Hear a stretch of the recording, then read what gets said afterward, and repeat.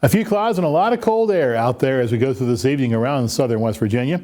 And there could be a few flurries and light snow showers later on tonight into early tomorrow morning. Highs tomorrow, lows tonight, 15 to 20 degrees below the normal to this point in the year. Very chilly indeed. Warmer by midweek, but even then high temperatures are only going to be sitting in the 50s, and more shower chances take us into later portions of this week as active weather continues with a series of low pressure centers getting ready to make their way through and just off to the north and south of the region.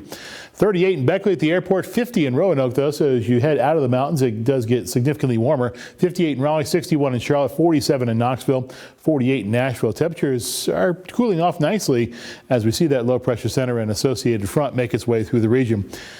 Combine that satellite and radar for the last 12 hours, and if you're heading off to the south, you'll certainly run into some rain showers. Part of the reason that Roanoke is somewhat warmer is because there's still some clouds in western and southwestern Virginia, and a few showers too, trying to make their way into the state of West Virginia, but so far they've been unsuccessful. But watch out on the backside of a low pressure center for some possible snow to pop up as we go through the next few hours. In fact, as we look at our futurecast model, we actually see that as we go through tomorrow morning. This is the view from 4 o'clock tomorrow morning. You see that snow in the higher elevation locations primarily.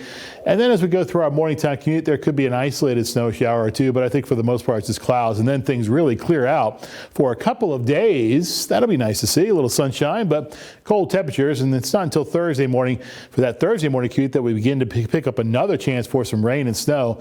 Again, the bulk of the rain and snow, the mixes of precipitation, will be up in the higher elevations. Down lower, it'll be mostly rain. There could be some heavy rains at times, but fortunately enough, we'll have dried out from all the rain that we saw last week and into this weekend, so flooding concerns should be minimal.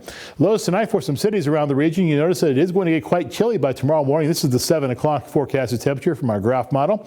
Temperature sitting in the mid to upper 20s. Fayetteville 28, Oak Hill 28, Summersville 27. Moving to the southern portion of our region, Beckley is 26, or dropped down to 26. Bluefield 29, and Tazewell will drop to 28. 7-day forecast. High temperatures are going to be on the cold side for the next day or so. They do rebound nicely by Wednesday, 57 degrees. So not as cold as we go through Wednesday as it will be for tomorrow. Then comes that chance for showers with that low pressure center that I was talking about. 90% on Thursday, 70% on Friday. But at least temperatures rebound again into the mid to upper 50s to near 60 degrees. We actually top out in the 60s by next Monday, but at that point a chance for showers will return.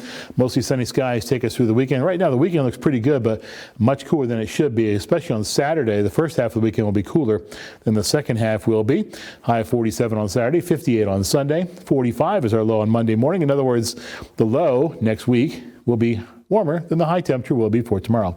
That's your weather. More news comes up in just a couple of minutes.